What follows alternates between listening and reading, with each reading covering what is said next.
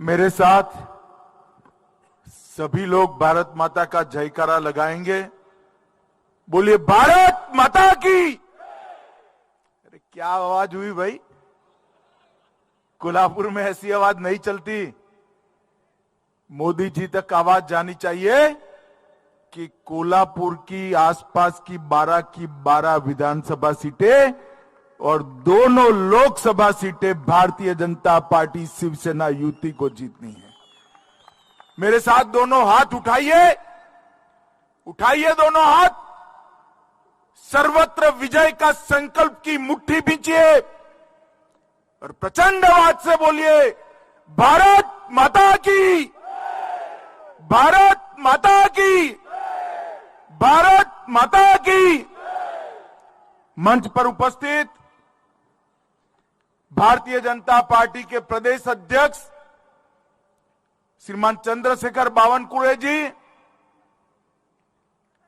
प्रदेश के यशस्वी उप मुख्यमंत्री श्रीमान देवेंद्र फडणवीस जी, श्री धनंजय महाडिक जी, सांसद राज्यसभा श्री संजय मांडलिक जी, यहां से चुने हुए सांसद महोदय, कोल्हापुर के ही सपूत और महाराष्ट्र सरकार में उच्च और technical education minister Shri Chandrakant Dada Patil ji, Shri Suresh Rao हालवणकर जी, श्री राजेश समरीत सिंह घाटके जी, श्री विनय कोरे जी, श्री प्रकाश आवाडे जी, श्री राहुल चिकोडे जी, श्री महेश यादव जी, आज के कार्यक्रम में उपस्थित हमारे पड़ोसी सांसद श्री संजय काका पाटिल जी, भारतीय जनता पार्टी के सह संगठन मंत्री श्रीमान शिव प्रकाश जी और आज 12 विधानसभा सीटों से आए हुए भारतीय जनता पार्टी के सांसद माने भी आए हैं। मेरा ध्यान नहीं रहा, थोड़ा लेट आए। ताली बजा दो एक बार माने साहब के साथ लिए। और आज कोल्हापुर और उसके आसपास की 12 विधानसभा सीटों से भारतीय जनता पार्टी के मालिक ऐसे मेरे बूथ और शक्ति केंद्र के कार्यकर्ता भाइयों बहनों, आप सभी को नमस्कार, प्रणाम। मित्रों, आज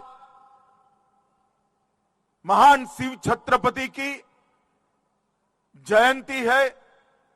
बड़ा शुभ दिन है क्योंकि आज ही के दिन जन्म लेकर शिवराय ने पूरे देश में हिंदवी स्वराज का एक संदेश लेकर गुलामी के एक बहुत बड़े कालखंड में भारत माता की गुलामी की जंजीरों को तोड़ने का काम किया था। आज सुबह पुणे के पास मैं, देवेंद्र जी, चंद्रकांत दादा, हमारे अध्यक्ष जी, सभी लोग गए थे और एक शिव सृष्टि का प्रथम चरण का लोकार्पण हुआ। मेरा सभी कार्यकर्ताओं से अनुरोध है कि जब भी पुणे जाइए शिव सृष्टि जरूर देखिएगा, क्योंकि बाबा साहेब पुरंदरे ने शिवाजी महाराज के पूरे जीवन को वहां पर संजोकर एक प्रेरणा स्थान बनाने का काम किया है। मित्रों, आप सभी लोग जरूर शिव सृष्टि देखने जाइएगा।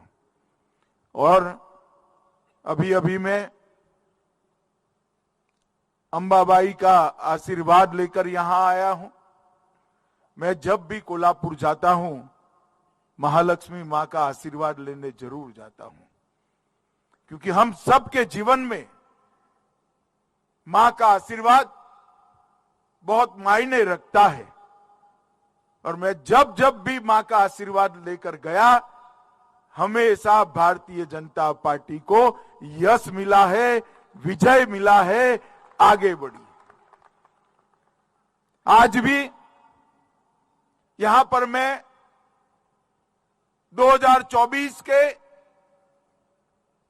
संपूर्ण विजय के अभियान के तहत यहां आया हूं। मित्रों, 2024 में फिर से एक बार देश में चुनाव होने वाला है। हमें मालूम है कि हम और हमारे साथी दल शिवसेना महाराष्ट्र में चुनाव लड़ेंगे और सामने सारे इकट्ठा होकर लड़ने वाले हैं। तीनों पार्टियां, प्रकाश आंबेडकर जी और जो कुछ बचे खुचे हैं, सारे एक ही बास्केट में आकर भारतीय जनता पार्टी के सामने चुनाव लड़ेंगे। और ये चुनाव केवल और केवल भारतीय जनता पार्टी की सरकार फिर से बनाने का चुनाव नहीं। ये चुनाव फिर से एक बार पूर्ण बहुमत और 2/3 बहुमत से भाजपा और साथी दलों की सरकार बनाने का नहीं। ये चुनाव फिर से एक बार मोदी जी को प्रधानमंत्री बनाने का चुनाव नहीं है। मैं आपको विश्वास दिलाता हूं मित्रों कि आने वाले चुनाव में भारतीय जनता पार्टी का विजय ये महान भारत की रचना का चुनाव है, समृद्ध भारत की रचना का चुनाव। मोदी जी ने इन 9 साल के अंदर ढेर सारे परिवर्तन करे। देश की प्रगति, देश में शांति, देश की सुरक्षा और देश की समृद्धि चकाचौंध हो जाए, इतनी तेजी से आगे बढ़ रही है। इसीलिए सारे लोग इकट्ठा होने वाले हैं। मगर मैं जरा भी चिंतित नहीं हूं, किंचित मात्र चिंतित नहीं हूं कि जिस पार्टी के साथ ऐसे देव दुर्लभ कार्यकर्ता हो, वो पार्टी कभी पराजित हो ही नहीं सकती।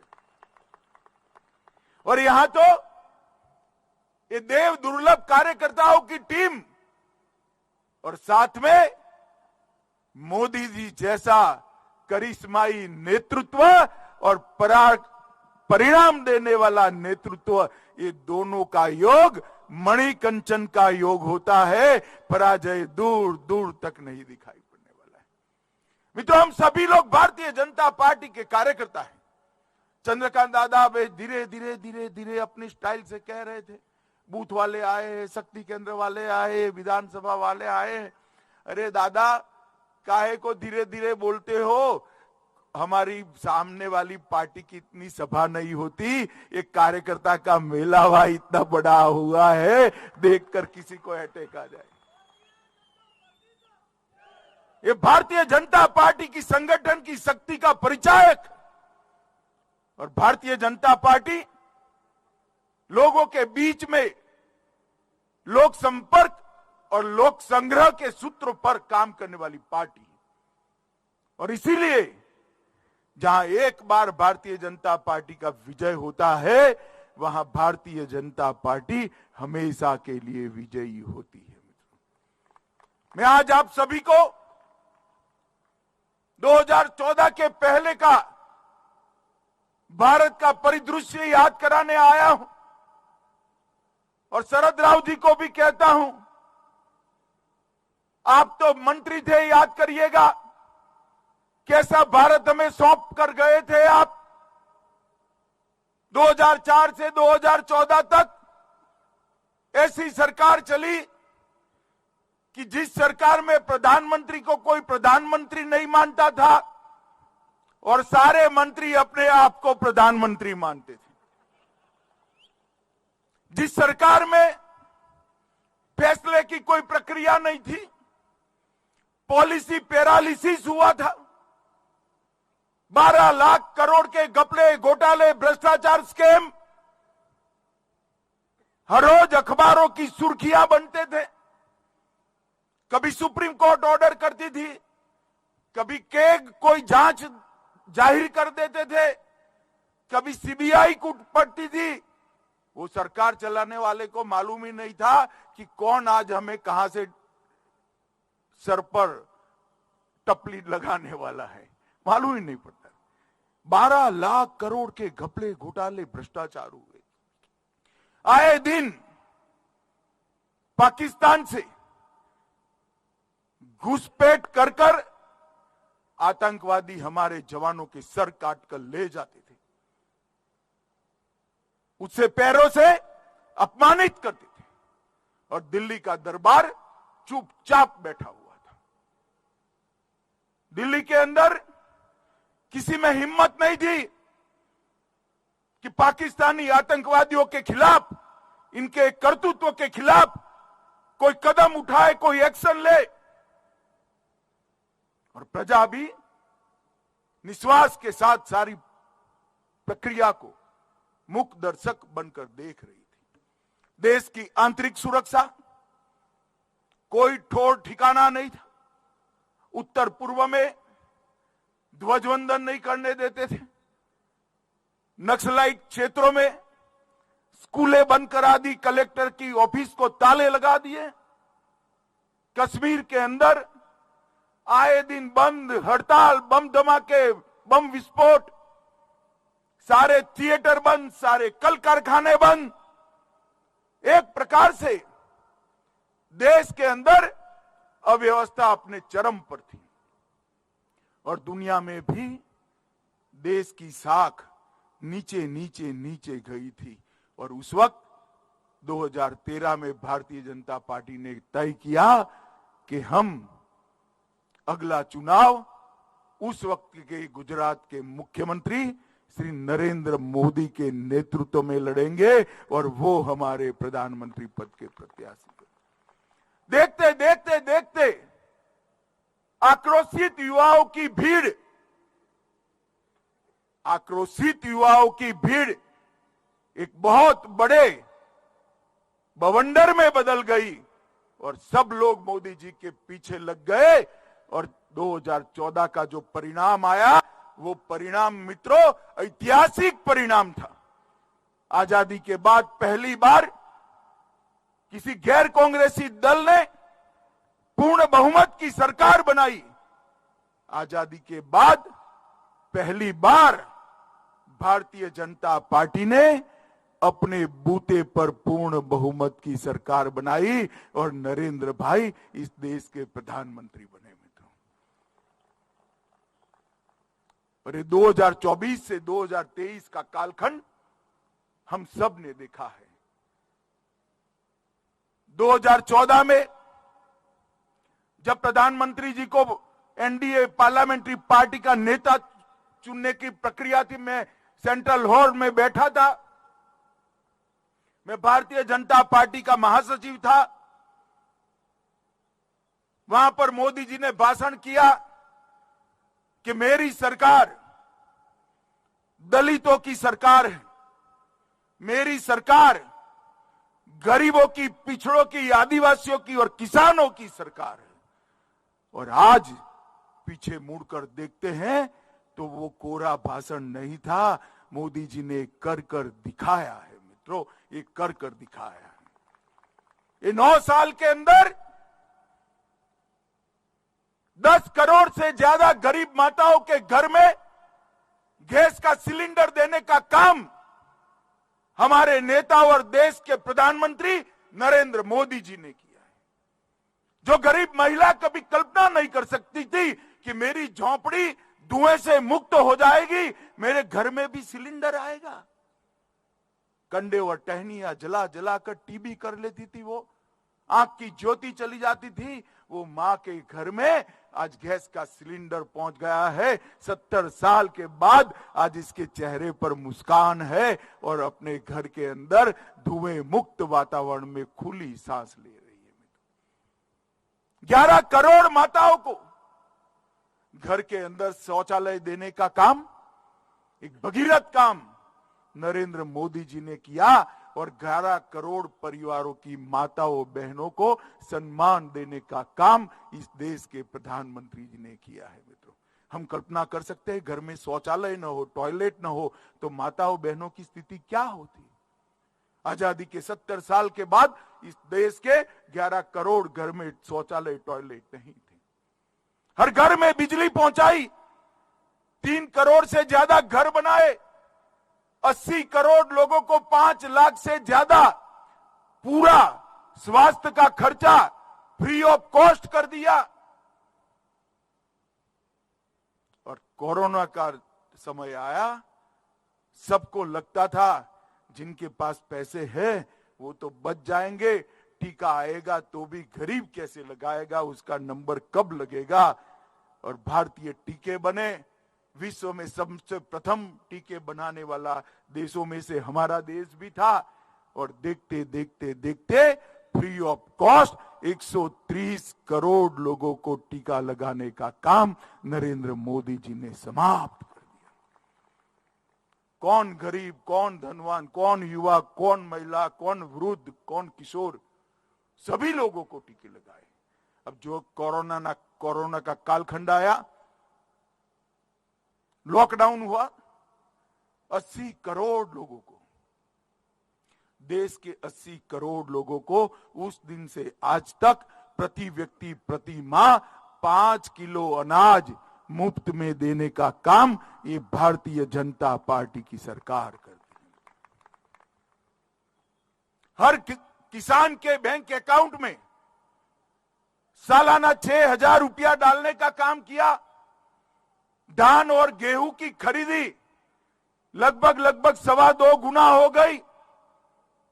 बंद पड़ी हुई गन्ना मिलों को अभी के बजट में 10,000 करोड़ का टैक्स का राहत रिट्रोस्पेक्टिव इफेक्ट से देने का, पश्चात असर से देने का काम देश के प्रधानमंत्री जी ने किया।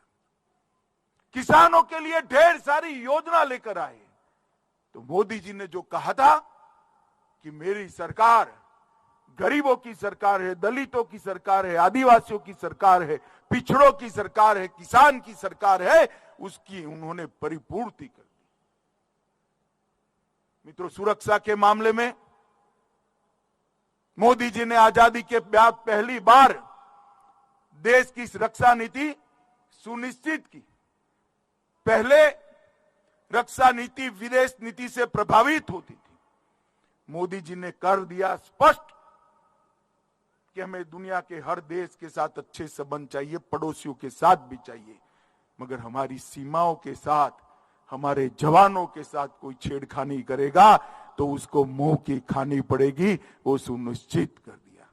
पाकिस्तान को आदत पड़ी थी हर रोज यहां आकर कुछ न कुछ हरकत करने की। उरी और पुलवामा में हमला कर दिया, हमारे जवानों को जिंदा जला दिया, गोलियों से भून दिया। सब लोग सहम कर रह गए। अब क्या होगा, क्या हो सकता है?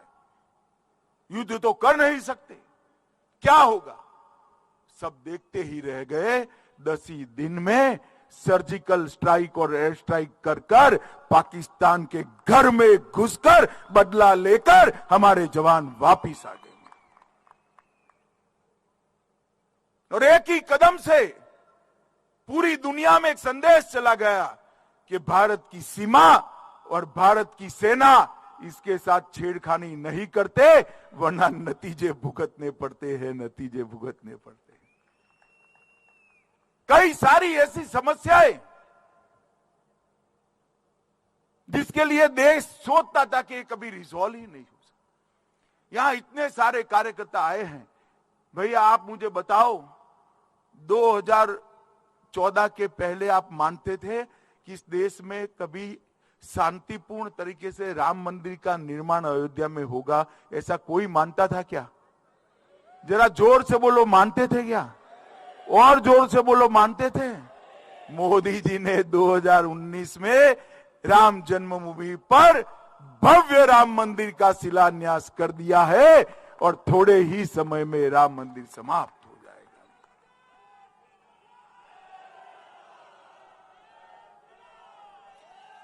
और खाली राम मंदिर नहीं, औरंगजेब ने तोड़ा हुआ काशी विश्वनाथ का कॉरिडोर नया बना, उज्जैन में महाकाल का कॉरिडोर बना,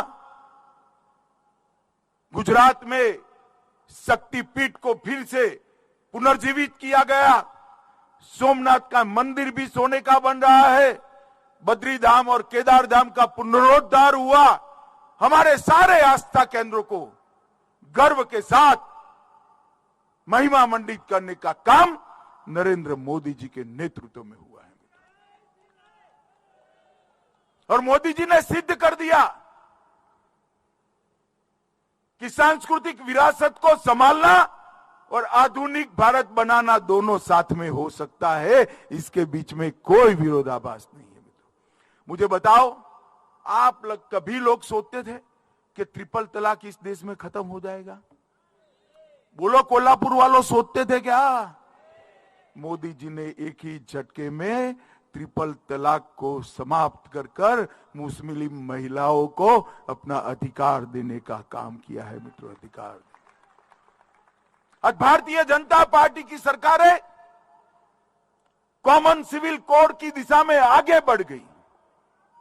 और आप कभी सोचते थे क्या? नारा तो हम कभी सभी लोग लगाते थे, छोटे से तख्ते लगाते थे, जहां हुए बलिदान मुखर्जी वो कश्मीर हमारा है। एक देश में दो निशान, दो प्रधान, दो विधान नहीं चलेंगे। परंतु कभी आप सोचते थे धारा 370 हटेगी? बताओ भाई, कल्पना आती थी क्या ऐसी? जरा जोर से बोलो। 5 अगस्त 2019 को मोदी जी ने कलम के एक झटके से धारा 370 और 35 को उखाड़कर फेंक दिया। और शरद पवार की पार्टी एनसीपी, राहुल बाबा की पार्टी कांग्रेस पार्टी, सपा, बसपा, ममता, समता, नीतीश कुमार, कोई बाकी सब लोग खड़े हो गए, विरोध किया और कहते थे कि मत हटाइए, मत हटाइए। मैं ही बिल पायलट कर रहा था। मैंने पूछा क्यों ना हटाए भाई? तुमने कहा कश्मीर में खून की नदियां बह जाएगी। मित्रों, 370 कलम समाप्त हो गई। खून की नदियां छोड़ो, किसी को कंकर चलाने की हिम्मत नहीं हुई है, कंकर चलाने की हिम्मत। और आज ये कश्मीर भारत माता का मुकुटमणि हमेशा के लिए भारत का अभिन्न अंग बन गया है। उसको कोई हमसे जुदा नहीं कर सकता। ये काम नरेंद्र मोदी जी ने किया। जिस कामों के लिए 70 साल से इस देश की जनता आस लगाकर बैठी थी, कोई तो आए और एक कामों को पूरा करे। मोदी जी ने, देश की जनता ने 2 बार उनको मैंडेट दिया। मोदी जी ने सारे काम, 70 साल के काम 5 साल के अंदर समाप्त कर दिए। इस देश को दुनिया में उत्पादन का हब बनाने का काम किया। कृषि का विकास तो करना ही है, अर्थतंत्र को आगे बढ़ाना है, तो दुनिया भर की कंपनियों को भारत में उत्पादन करने के लिए प्रेरित करनी है। मेक इन इंडिया की पॉलिसी लाए, अनेक प्रकार की नीतियों का निर्धारण किया। अंतरिक्ष के क्षेत्र में, ड्रोन के क्षेत्र में स्टार्टअप की पॉलिसी, मैन्युफैक्चरिंग हब की पॉलिसी, कई प्रकार की पीएलआई स्कीम लाए, कई राज्यों में डिफेंस कॉरिडोर बनाए और देखते देखते देखते भारत आज दुनिया में सबसे लोकप्रिय उत्पादन का हब बना है। दुनिया की सारी कंपनियां भारत में उत्पादन करने के लिए लालायित खड़ी है। और इसका परिणाम क्या हुआ? 2004 में अटल जी देश के अर्थतंत्र को 11वें नंबर पर छोड़कर गए थे और अर्थशास्त्री प्रधानमंत्री मनमोहन सिंह 11 से 1 कदम आगे नहीं बढ़ पाए। 10 साल तक 11 का 11 किया और एक बार तो कांग्रेस के प्रवक्ता ने बहुत बड़ी उपलब्धि बताई कि हमने हमारी रैंकिंग को नीचे नहीं जाने दिया। बहुत बड़ी, कितनी बड़ी उपलब्धि उन्होंने बताई। मोदी जी ने 9 साल में हमारे अर्थतंत्र को 11वें नंबर से 5वें नंबर पर पहुंचाने का काम कर दिया। इतनी बड़ी छलांग कभी नहीं लगी और ये सिद्ध हो गया कि भारतीय जनता पार्टी आती है तो अर्थतंत्र आगे बढ़ता है, और कांग्रेस और उसके साथी आते हैं तो अर्थतंत्र में स्थगितता आ जाती है। 9 साल से सरकार चला रहे हैं। 12 लाख करोड़ के घपले घोटाले करने वाली ये कांग्रेस पार्टी और उनके साथी शरद राव समेत सभी, कोई हम पर आज तक 1 पैसे का भ्रष्टाचार का आरोप नहीं कर पाया। हमने प्रामाणिकता के साथ सरकार, किसी की हिम्मत नहीं, विपक्ष की भी नहीं, मोदी जी पर भ्रष्टाचार का आरोप लगाए। और जहां तक महाराष्ट्र का सवाल है, महाराष्ट्र के अंदर एक कोल्हापुर लोकसभा बैठक और इसके साथ वाली बैठक दोनों हमने चिन्हित बैठकों में चिन्हित की है। इसको फिर से जीतना है और यहां मजबूत गढ़ एनडीए का बनाना है। और अब तो सारे व्यवधान दूर हो गए हैं। 19 को देवेंद्र जी के नेतृत्व में हम चुनाव लड़े थे या नहीं लड़े थे भाई? जरा जोर से बोलो, लड़े थे या नहीं लड़े थे? बड़ी फोटो मोदी जी की लगाई थी या नहीं लगाई थी? छोटी फोटो उद्धव जी की थी या नहीं थी? कई बार बोले कि नहीं बोले देवेंद्र के नेतृत्व में चुनाव लड़ रहे हैं। मैंने भी हर जगह पे कहा, मोदी जी ने भी हर जगह पे कहा, और चुनाव के नतीजे आए, मुंह में पानी छूटा, सारे सिद्धांतों को तरबतर कर कर शरद राव की शरण में जाकर बैठ गए और उन्होंने कहा हमें मुख्यमंत्री बनाओ। पार्टी किसकी बड़ी बनी थी भाई? जोर से बोलो, किसकी बनी थी? कौन बनना चाहिए? अरे हमें सत्ता का लोभ नहीं है। सत्ता के लिए हमने सिद्धांतों की बलि नहीं चढ़ाई है। हिंदू हृदय सम्राट बाला साहब ठाकरे की पार्टी आज शरद पवार के चरणों में बैठ गई थी और आज समय ने करवट ली है। शिवसेना असली बनकर धनुष बाण के साथ भारतीय जनता पार्टी के साथ खड़ी। और मैं फिर से कहता हूं, हमें सत्ता का मोह नहीं है। हमारे मन में महाराष्ट्र का हित सर्वोपरि। और आज भी एकनाथ शिंदे जी को मुख्यमंत्री बनाने का काम केवल और केवल भारतीय जनता पार्टी के हमारे ज्यादा विधायकों ने किया है और आज उनको सबक सिखाने का काम भी हुआ है। मगर महाराष्ट्र के अंदर जब चुनाव है तब हमारी अपेक्षा महाराष्ट्र के अंदर बहुमत की नहीं है। बहुमत नहीं प्राप्त करना है।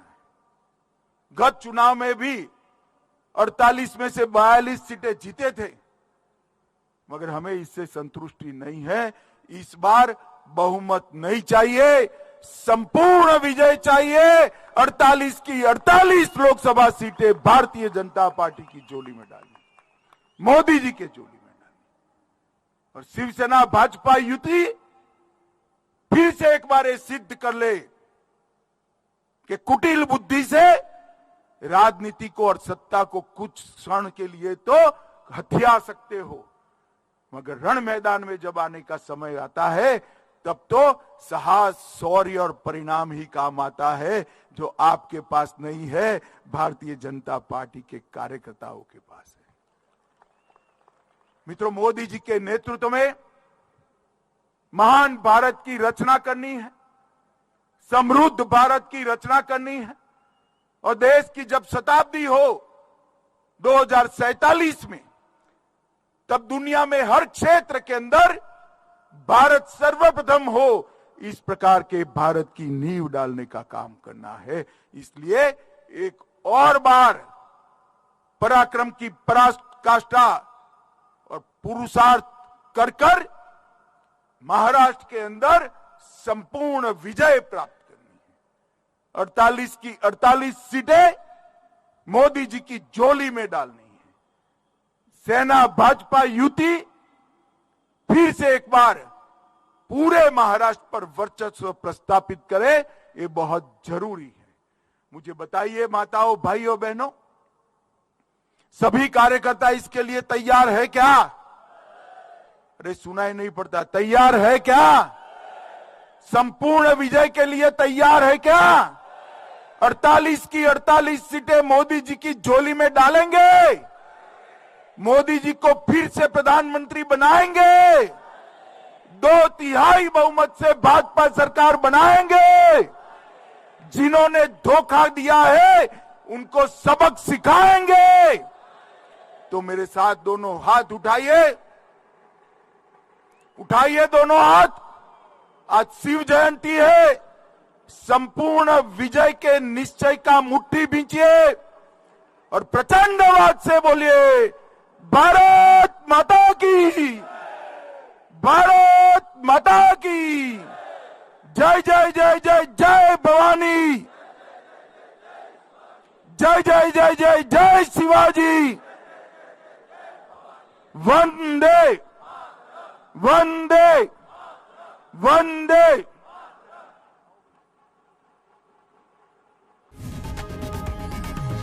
लोकशाही मराठी ऐका, पहा, जागरूक रहा।